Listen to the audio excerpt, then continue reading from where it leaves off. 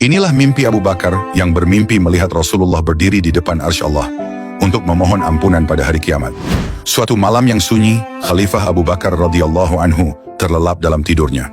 Namun mimpi yang datang bukanlah mimpi biasa.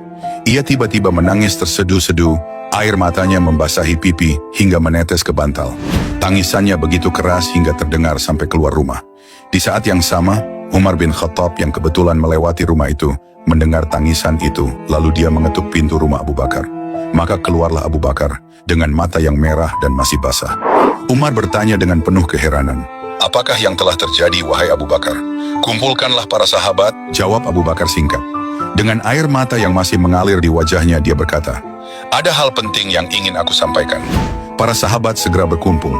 Dengan suara bergetar penuh haru, Abu Bakar mulai bercerita, "Aku bermimpi melihat hari kiamat. Para nabi terdahulu berdiri di atas mimbar-mimbar yang terang seperti cahaya itu berasal dari surga. Ketika aku bertanya kepada malaikat, ia berkata, mereka adalah para nabi sedang menanti kedatangan Nabi Muhammad, karena syafaat adalah hak beliau." Ia lalu meminta malaikat membawanya menemui Rasulullah.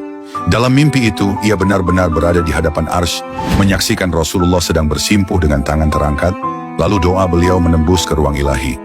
"Ilahi ummati, ilahi ummati, ilahi ummati.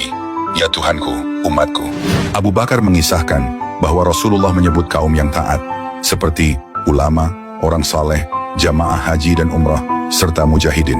Namun kemudian terdengar suara agung, "Wahai Muhammad, engkau menyebut kaum yang baik, tapi di mana mereka yang zalim, seperti peminum khamr, pezina, orang yang makan riba di antara umatmu?"